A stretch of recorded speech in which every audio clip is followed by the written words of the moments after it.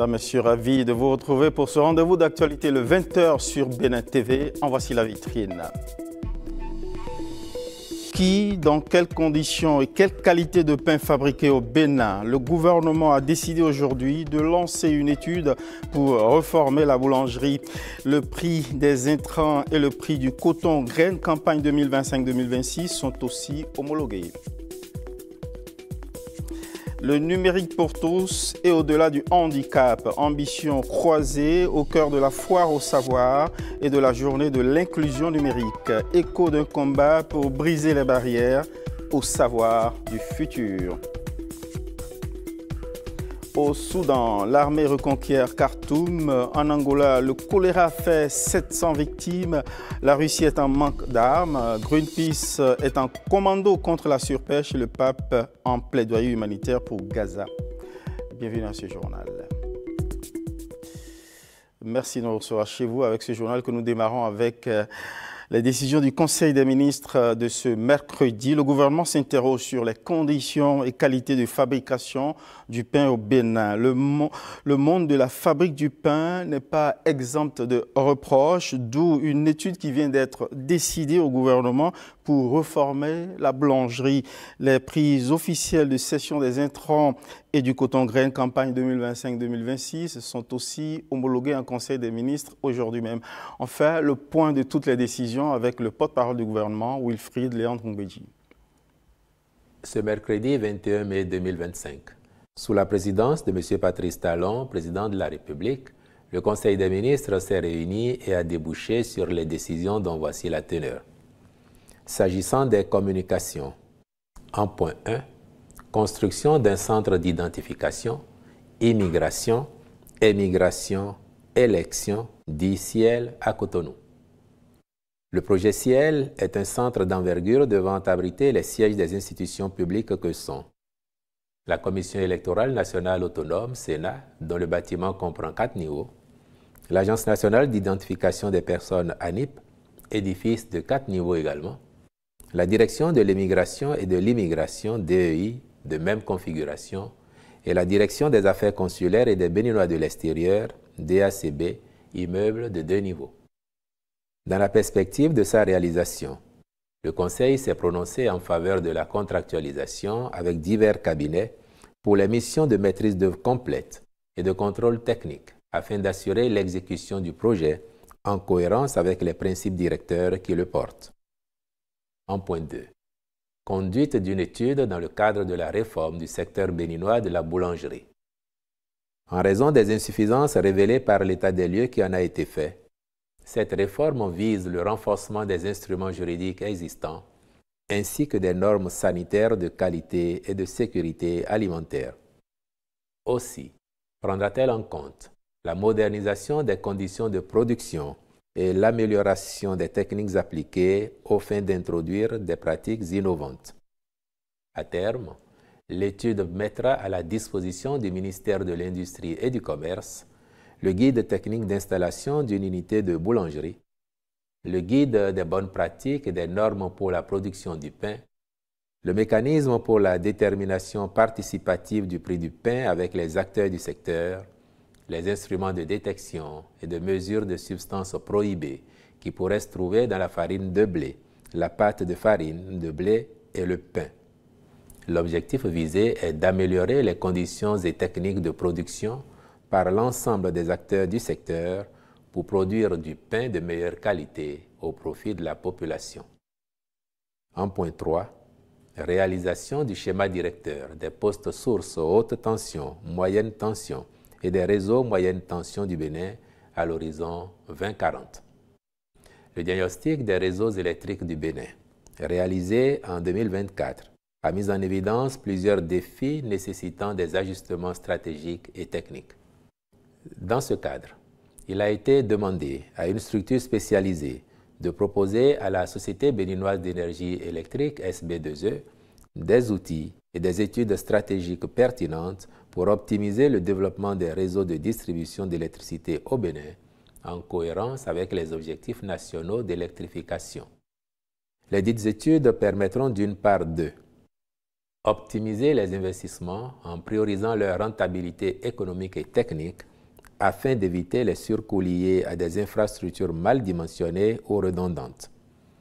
Améliorer la qualité de la fourniture d'électricité en corrigeant les insuffisances liées aux surcharges fréquentes, aux pertes techniques élevées et à la qualité de service qui reste perfectible. Anticiper les besoins énergétiques futurs face à une croissance démographique et économique rapide et de prévoir les infrastructures capables d'accueillir des charges futures, notamment pour l'électrification rurale et le développement des zones industrielles et périurbaines, etc. Elles aideront, d'autre part, à moderniser les réseaux et accélérer la transition énergétique en standardisant progressivement les réseaux à une tension uniforme de 20 kV pour améliorer leur efficacité, leur fiabilité et réduire les coûts d'investissement et de maintenance. Mettre en œuvre une politique d'enfouissement des réseaux dans les zones urbaines denses en débutant par Cotonou afin de réduire les risques climatiques et d'améliorer l'esthétique urbaine. Conduire un processus de transfert de compétences vers les ingénieurs de la SB2E, incluant une formation à l'utilisation de l'outil de planification installé et aux méthodes de planification des réseaux. Accroître l'autonomie de la SB2E dans la gestion des projets d'infrastructures électriques, réduisant ainsi la dépendance à l'expertise étrangère. C'est pourquoi le Conseil a marqué son accord en vue de la contractualisation avec ce prestataire qualifié, à charge pour le ministre de l'Énergie, de l'Eau et des Mines de superviser la mise en œuvre du projet et de veiller à l'intégration des résultats des études dans les futurs plans d'investissement de la SB2E. À cet effet, une attention particulière sera accordée aux travaux d'urgence prévus sur la période 2025-2028. En point 4. Homologation des prix de cession des intrants et d'achat de coton-graines aux producteurs au titre de la campagne agricole 2025-2026. En dehors des prix de cession des engrais déjà fixés, respectivement à 17 000 francs CFA le sac de 50 kg de NPK coton et vivrier, 15 000 francs CFA le sac de 50 kg d'urée et 14 000 francs CFA celui de 50 kg de la formule SSP, le Conseil a approuvé les prix des insecticides comme ci-dessous. Insecticides contre les jacides, 3 400 francs CFA le flacon pour le traitement de demi-hectare. Insecticides coton alternatif au pyrétrinoïde, 3 400 francs CFA le flacon pour le traitement de demi-hectare. 3 400 francs CFA le flacon des binaires acaricides, de même que des binaires aphicides pour le traitement de demi-hectare. 3 500 francs CFA le litre d'herbicide Toto. 7 400 francs CFA le litre d'herbicide sélectif de prélevé. 7 000 francs CFA le litre d'herbicide sélectif précoce DIL 11 OD. 7 500 francs CFA le litre d'herbicide sélectif précoce DIL plus 110 OD. Par ailleurs, les prix d'achat du coton-graine aux producteurs au titre de la campagne cotonnière 2025-2026 ont été homologués ainsi qu'il suit.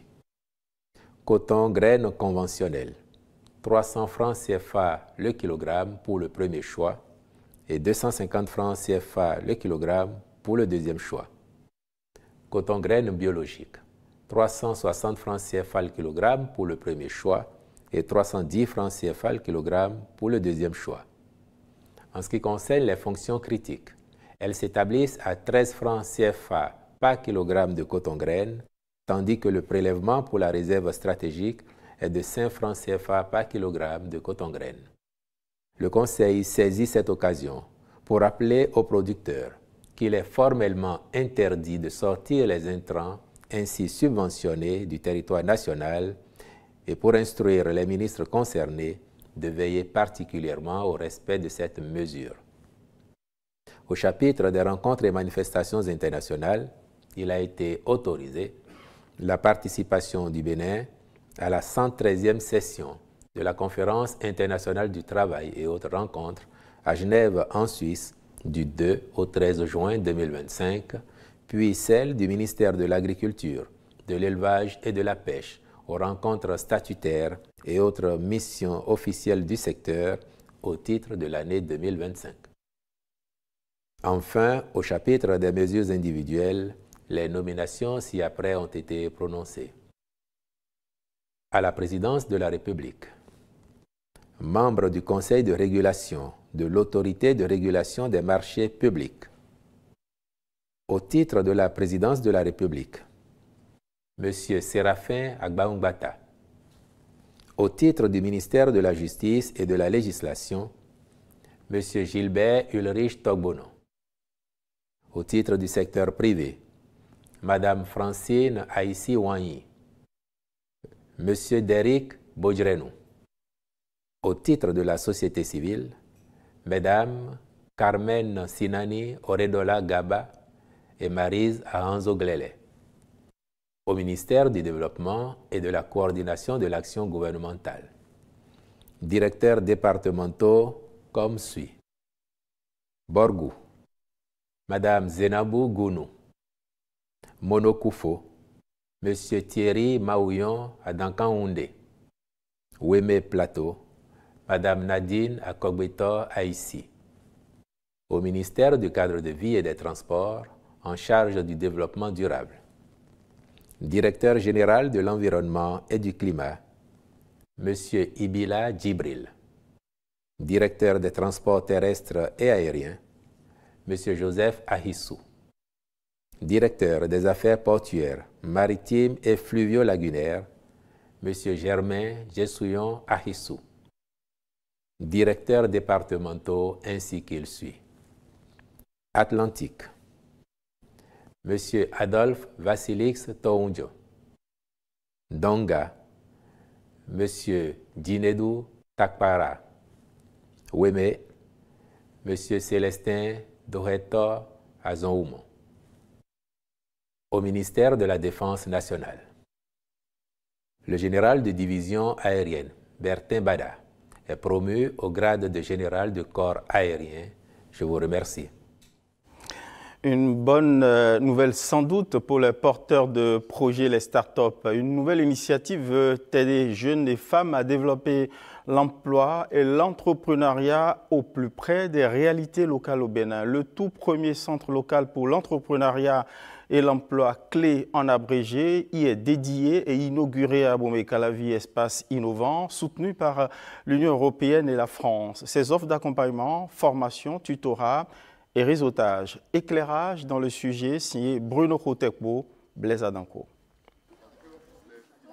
À Bomey-Calavi, l'avenir de l'emploi local vient de prendre un nouveau virage. Le tout premier centre local pour l'entrepreneuriat et l'emploi, le CLE, a ouvert ses portes. Une initiative portée par l'Envol avec l'appui du projet européen IBACID. À travers le projet IBACID, nous sommes convaincus que les solutions aux enjeux d'employabilité ne viennent pas seulement d'en haut, mais ça vient surtout du terrain et de la coordination des acteurs au niveau local. Au cœur du projet IBACID, il y a une conviction forte. L'entrepreneuriat et l'emploi ne doivent pas être traités de manière cloisonnée. C'est en créant des synergies entre les dispositifs de soutien à l'entrepreneuriat et ceux de promotion de l'emploi que nous pourrons répondre efficacement aux défis économiques et sociaux que rencontrent les jeunes au Bénin. Ce centre se veut un espace d'accompagnement de proximité pour aider les jeunes et les femmes à passer de l'idée à l'action. Formation, information, réseautage. Ici, tout est pensé pour faciliter l'accès à l'emploi et stimuler l'entrepreneuriat local. Pour le développement de tous ces programmes, nous aurons à collaborer vraiment et à solliciter la mairie d'Abomey-Calavi et la NPE pour le renforcement de capacité de nos coachs pour un accompagnement et un coaching efficace. Jeunesse d'Abomey-Calavi, ce centre est le vôtre. Faites-en un véritable levier pour concrétiser vos ambitions. C'est une terre fertile où vos idées, vos projets, vos rêves peuvent s'enraciner, croître et prospérer. Ce clé est le fruit de notre engagement collectif. Il est la preuve que lorsque les communes s'unissent, qu'elles se dotent d'une vision partagée, qu'elles agissent ensemble, Elles peuvent faire naître des solutions innovantes et adaptées aux réalités locales. Le premier centre local pour l'entrepreneuriat et l'emploi, le CLE, n'est qu'une étape. L'ambition, déployer ce modèle sur tout le Bénin et faire de l'entrepreneuriat local un levier durable pour l'emploi des jeunes et des femmes. Et comme une bonne suite, faisons écho à présent de filières professionnelles et techniques donnant directement accès à des emplois pratiques. Leurs étudiants sont en examen. Les épreuves de l'examen national du diplôme de technicien en sciences techniques industrielles ont démarré depuis le 19 mai dernier. Allons voir comment cela se passe à Ouida, sur les traces du ministre conseiller à l'enseignement technique. On ira aussi avec lui à Abomey-Calavi, à Esmer Academy, centre de formation spécialisé en énergie renouvelable. C'est avec Victorine Bandé et Edmond Humbo. Ici, au lycée technique et professionnel de Ouida, le ministre conseiller à l'enseignement technique et à la formation professionnelle constate l'effectivité du déroulement de l'examen national du diplôme de technicien en sciences techniques et industrielles DTSTI. Nous avons 250 candidats répartis dans 5 spécialités, au total 9 salles. Tout se passe bien et tout se passera bien jusqu'à la fin. Je suis venu constater que tout se déroule comme prévu. Il n'y a aucun incident sur l'ensemble du territoire national. Cet examen est une étape cruciale. Il sanctionne la fin du cycle secondaire pour les élèves des filières techniques. Les candidats ont abordé les épreuves avec sérénité. Nous avons composé tout de suite la mathématique générale. C'est une épreuve très abordable. Il y a plus de peur que de mal, c'était abordable. Loin du cadre de l'examen, le ministre conseiller s'est également rendu à Esmer Academy à Calavi. Ce centre de formation technique et incubateur est spécialisé dans les domaines de l'électricité, des réseaux et des énergies renouvelables. Les étudiants qui sortaient des autres écoles n'avaient pas suffisamment de formation pratique. Et donc, moi-même étant énergéticien et chef d'entreprise, j'ai eu donc l'idée de combler ce vide donc de techniciens, d'ingénieurs pratiques. C'est justement pour montrer la pertinence du choix que le chef de l'État a fait en associant intimement le secteur privé au programme de la réforme de l'enseignement technique et professionnel. Le centre Esmer que j'ai visité est le prototype de ce que nous envisageons. De Ouida à Calavi, le message est clair. La formation technique est au cœur des priorités pour bâtir le Bénin de demain. Faisons à présent une petite immersion dans la foire au savoir, espace dédié à tous les esprits avides de connaissances et de technologies d'avenir en quête d'un agenda digital commun. L'événement est co-organisé par 2 organismes spécialisés, le GDN Global Development Network et le Centre africain pour le développement équitable, tous 2 soutenus par l'Agence des systèmes d'information et du numérique du Bénin, avec pour thème central ce qu'on va découvrir avec le sujet de Gloria Oni et de Bernard Diobé. La foire au savoir, un carrefour des chercheurs, décideurs et spécialistes du numérique. L'édition 2025 vise un agenda commun de recherche et d'action pour bâtir le futur de la gouvernance à l'ère du numérique. On a essayé avec GDN d'avoir un événement qui permet de mettre en lien les producteurs de ces connaissances qui ont déjà des activités en cours, mais aussi les utilisateurs pour créer cet espace d'échange entre ces deux pour qu'ils puissent se comprendre, identifier leurs intérêts qui peuvent après être transformés en questions de recherche ou en besoin de connaissances de façon générale. Au programme, plusieurs panels sur la production de savoir, la mutualisation d'expériences et les actions concrètes d'une gouvernance digitalisée. À la CIN, nous croyons profondément que la technologie n'a de valeur que si elle éclaire nos décisions, que si elle améliore les institutions et renforce la confiance entre l'État et les citoyens dans tout ce que nous construisons pour finalement augmenter notre PIB, accroître les développements et puis faire en sorte que nos pays puissent avoir une économie numérique plus dynamique. Ce cadre de réflexion, espace d'interconnexion entre la connaissance et la digitalisation, est une initiative de Global Development Network, du Centre africain pour le développement équitable et de l'Agence des systèmes d'information du numérique. Un sujet porté par Heureuse Danone. Digital, numérique, même combat d'ailleurs au cœur de la journée, la deuxième du genre de l'inclusion numérique et du genre à Cotonou. La mobilisation s'est faite autour de l'accessibilité numérique pour tous. Objectif, briser les barrières et ouvrir les horizons pour tous, notamment les personnes vivant avec handicap. Cause soutenue par la coopération allemande derrière le Centre de transformation digitale du Bénin. Bernard Djogbe, Gilles Dansou. Journée de l'inclusion numérique et du genre. Il est question de briser les barrières digitales. La participation des personnes handicapées au service du numérique reste primordiale et occupe une place importante dans les débats au cours de cette journée. Des personnes handicapées en général, et en particulier les personnes aveugles et malvoyantes, les personnes handicapées auditives rencontrent encore chaque jour des obstacles pour accéder à des services numériques qui sont pourtant essentiels, comme les sites web qui sont inaccessibles, des applications mal conçues. Le ministère du numérique et de la digitalisation entend créer une administration au service des citoyens et plus précisément les personnes handicapées. Nous examinerons tous ici les initiatives technologiques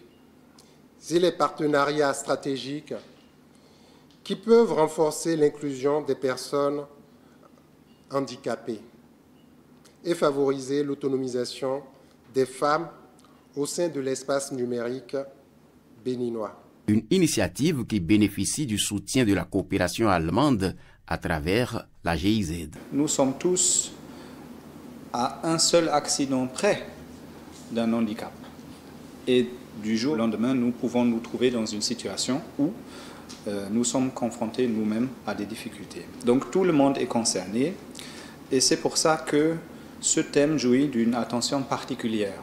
Donc, par exemple, nous formons actuellement 250 personnes issues à la fois du secteur public, donc de l'administration, mais aussi du secteur privé, des entreprises. Et ces personnes travaillent au quotidien sur la digitalisation des services. La promotion d'une société numérique au Bénin avec l'implication des acteurs à divers niveaux, telle est l'ambition de tous. Eh bien, de l'inclusion au-delà des frontières du handicap, passons à un autre combat pour l'inclusion sociale et éducative des filles. Au sein des programmes dédiés au Bénin, le SWED. La ministre conseillère aux Affaires sociales s'y penche à travers une tournée de vulgarisation. Rejoignons Mariam Djaouga Saka à l'étape de la commune d'Alada. Écho avec Ramatoulawani et Falon Kisezouno. Je voudrais vraiment que vous soyez Mariam Djaouga Saka dans le rôle de maire ici au CEG 1 d'Alada. Pendant environ 1 heure, la ministre conseillère aux Affaires sociales et du Travail échange et prodigue des conseils aux élèves filles bénéficiaires du projet SWED, l'un des projets du gouvernement pour les maintenir à l'école. Le renforcement du capital humain aujourd'hui est une chose effective. Et cela ne peut pas se faire sans l'éducation. Donc l'éducation a été au cœur de la gouvernance. Et le métier des filles est une chose effective. Je voudrais vraiment vous encourager à travailler pour maintenir le cap parce que vous constituez la relève. Demain, vous êtes les femmes sur lesquelles le pays va compter. Ce projet qui va bientôt prendre fin aura comblé les attentes, tant dans le rang des autorités que des bénéficiaires. Avant, pour prendre le petit déjeuner même, c'était un problème. Mais grâce aux frais donnés par le projet SWED, aujourd'hui, tout va bien. Les élèves ne sont pas les seuls bénéficiaires de ce projet SWED. Les femmes aussi. Ici, au guichet unique de protection d'Alada, elles ont partagé leur expérience et exprimer leur gratitude à l'endroit du gouvernement. Grâce à ce projet SWED, elles sont devenues plus autonomes. Également au niveau de la santé, elles ont parlé de l'hôpital de zone, donc l'infrastructure moderne qui a été installée ici fait le grand bonheur de ces femmes-là. Aujourd'hui, l'hôpital de zone qui respecte les normes internationales fait la fierté des populations d'Alada. Nous l'avions constaté à travers les témoignages. Témoignage également partagé par le préfet du département de l'Atlantique qui a pu échanger avec la ministre conseillère avant sa descente sur le terrain. On retient de leur échange que le département de l'Atlantique a pu bénéficier de près de 9 milliards de francs CFA en ce qui concerne les projets sociaux du gouvernement.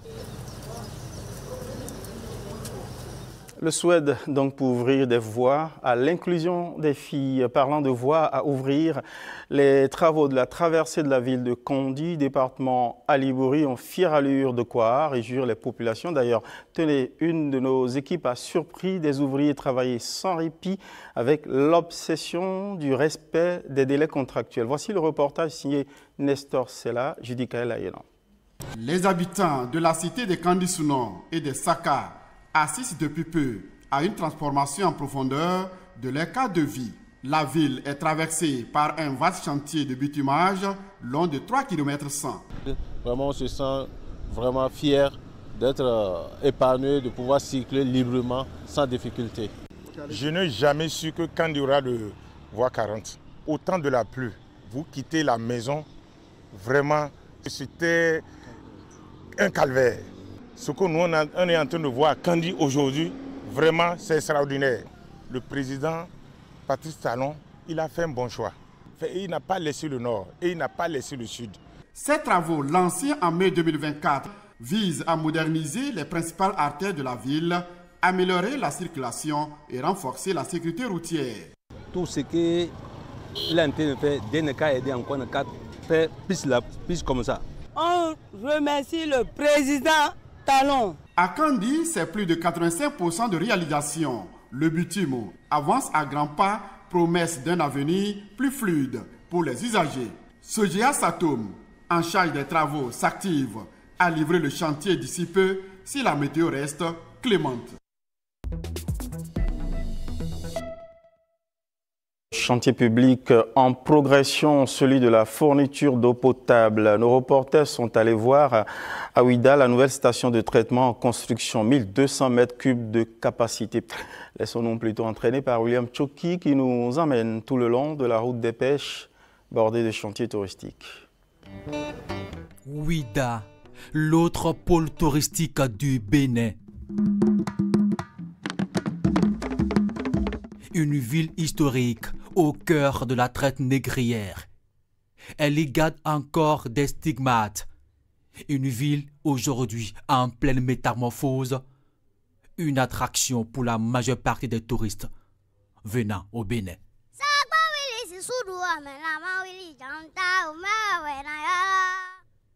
Elle est aussi une ville balnéaire dotée de nombreuses infrastructures touristiques. Le Club Med, les hôtels de haut standing, le terrain de golf, Seme City, une kyrielle d'infrastructures modernes, véritable consommatrice d'eau.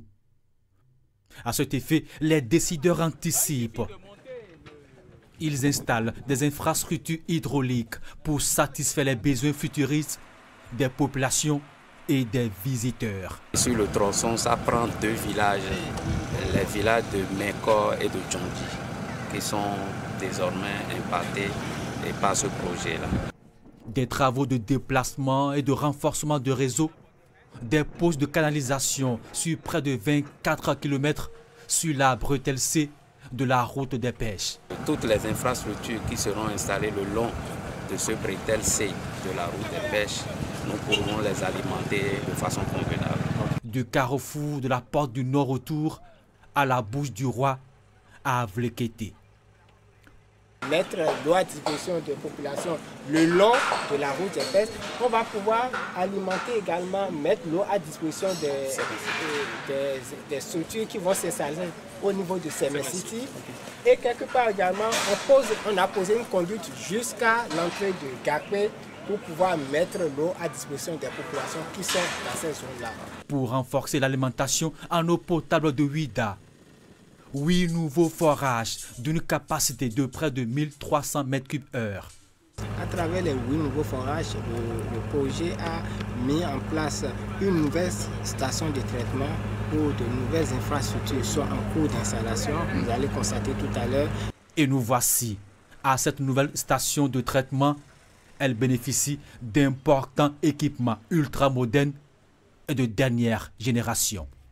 Nous avons une nouvelle bâche de capacité 1200 m3 et un nouveau château d'eau de capacité 1750 m3 actuellement en cours de construction pour pouvoir et des conduites qui sont posées depuis l'usine de traitement d'eau qui est au niveau de Carrefour Bena à Ouida jusqu'à Avrekete. C'est des travaux qui sont actuellement en cours pour pouvoir renforcer l'ensemble des infrastructures touristiques que le gouvernement est en train de déployer le long de la route des pêches.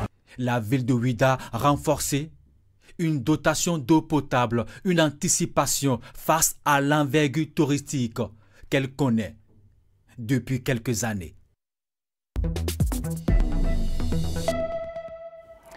Une question consumériste pour poursuivre ce journal. Achetons-nous des articles ou des biens au juste prix de leur poids réel ou volume affiché sur les étiquettes pour nous édifier des instruments de mesure en bon état et surtout non trafiqués. La journée de la métrologie est l'occasion de sensibiliser aux bonnes pratiques commerciales et aux normes. Écho d'une conférence débat organisée à cet effet ce 20 mai et suivie par Général Afouda, Monsieur Agboka. C'est la 150e journée de la métrologie cette année, une édition célébrée au Bénin par ce café débat. Les acteurs impliqués dans le secteur sont réunis pour échanger sur l'histoire et le rôle de la métrologie dans l'industrie du présent et du futur. Le thème de la journée de la métrologie de 2025 est intitulé « Des mesures à tous les temps, à tous les peuples ». Ce thème a été choisi pour souligner l'importance des mesures dans la manière de façonner notre passé, notre présent et notre futur. Ce thème a une signification particulière en cette année 2025 qui marque le 150e anniversaire de la Convention du Maître. Cette rencontre est aussi une occasion pour exhorter la jeune génération à davantage s'intéresser à cette science essentielle pour la compétitivité industrielle. Nous n'avons pas assez de métrologues. En 2022, je n'ai démembré que 6 métrologues disponibles au Bénin. Je me dis, est-ce normal que je n'ai pas une jeune génération qui s'intéresse à cette science incontournable pour notre vie quotidienne? Donc je souhaiterais que les jeunes s'intéressent à la métrologie. La métrologie se positionne comme un vecteur essentiel pour assurer la qualité des produits, garantir la sécurité des processus et réguler les transactions commerciales dans un contexte où la précision des mesures est cruciale. Intéressons-nous à présent aux acteurs, les médecins soignants des cliniques, les personnels soignants des cliniques privées qui s'organisent pour convoquer davantage de normes dans leurs pratiques. Écho des 5e journées nationales des cliniques privées du Bénin. Elles se sont refermées avec une soirée marquée d'ailleurs par une série de communications dédiées à un secteur de santé qui s'invite à être mieux structuré et respectueux des normes. Heureuse d'annoncer. Je vous prie de vous ovationner vous-même. Pendant 2 jours, ils ont réfléchi à la création des cadres de mutualisation de leurs compétences. À cet effet, plusieurs communications sont présentées dans la dynamique de tendre vers la conformité et l'excellence dans les cliniques privées. Ceci est à l'actif de l'actuel conseil d'administration de l'Association des cliniques privées du Bénin. Le thème « Mutualisation pour aller vers la conformité et l'excellence dans les cliniques privées » a trouvé un écho remarquable auprès de tous les acteurs présents ici. qu'ils soient du secteur public que du privé ou du monde institutionnel. Les panels ont été d'une richesse exceptionnelle et ont permis de poser les fondations d'un nouveau dialogue entre partenaires de santé autour de la qualité, de la régulation, du financement, de la digitalisation et des coopérations stratégiques. Après les différentes communications, ils se sont retrouvés dans leur plus belle tenue pour ce dîner de gala au cours duquel les mérites des aînés sont reconnus et célébrés. Nous nous sommes battus pour créer cette association, pour défendre les intérêts des cliniques privées. Et il y a une relève, une bonne relève, une relève dynamique pour continuer les œuvres. Nous sommes fiers et très contents qu'ils nous honorent déjà de notre vivant. En créant la CPB, nous voulions un label que beaucoup de nos confrères ne comprenaient pas. Et aujourd'hui, avec les réformes que le président Talon a initiées au niveau du secteur sanitaire, je pense que notre pays a de l'avenir. Les 5e journées nationales des cliniques privées du Bénin s'achèvent ainsi. La 6e édition aura lieu les 15 et 16 mai 2026 sous le thème « Le numérique et l'innovation au service des cliniques privées ».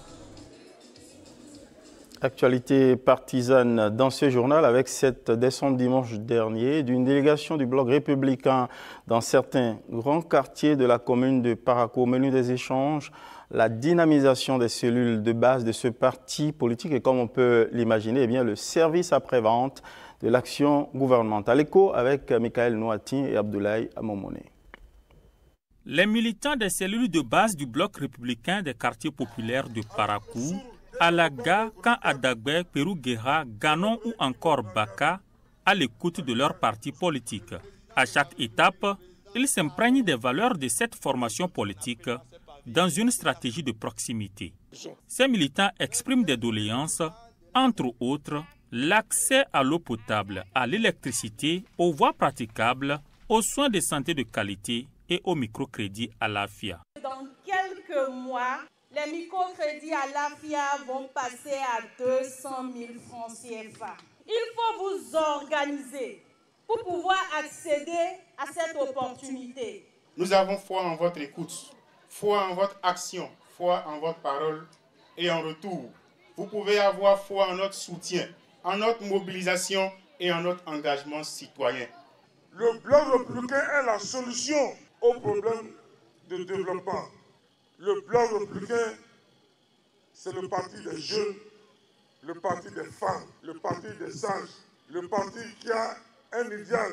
Le Bloc républicain participe à l'action gouvernementale. Le Bloc républicain, c'est un parti structuré, organisé. Conformément à ces idéaux, le Bloc républicain veut rassembler toutes les couches sociales pour le développement de Parakou. S'appuyant sur son statut de parti rassembleur, le Bloc républicain invite ses militants à collaborer avec les forces de l'ordre et de défense pour la réussite de leur mission de sécurisation du territoire national.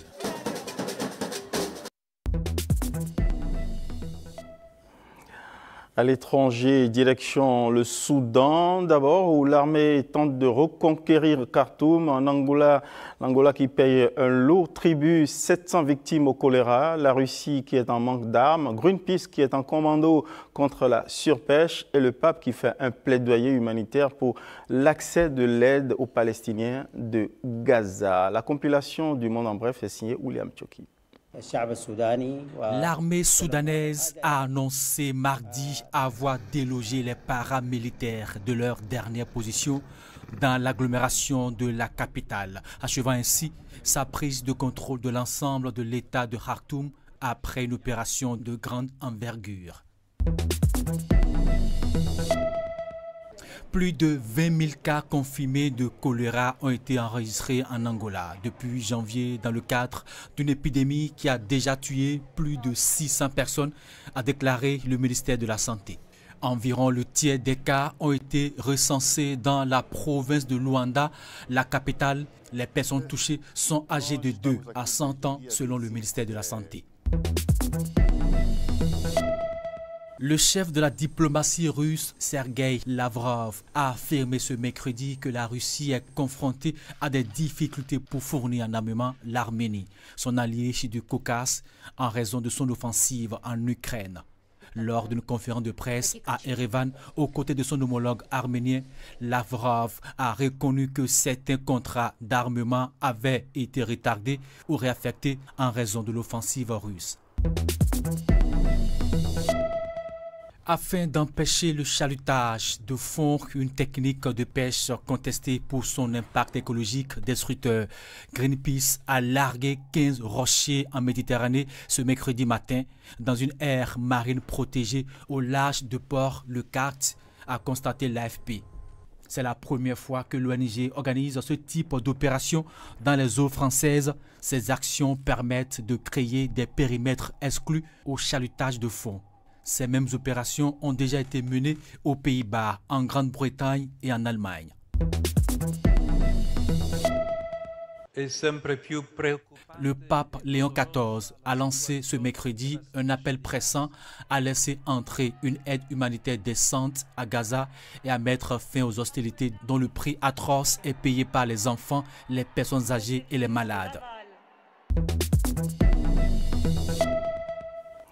C'est sur ces images d'une planète tourmentée que prend fin ce rendez-vous d'actualité. Merci de nous avoir suivis, mais surtout gardez vos positions d'écoute, car nous vous donnons rendez-vous juste après ce journal à 21h en nouvelle diffusion. La série Litapo à 21h30.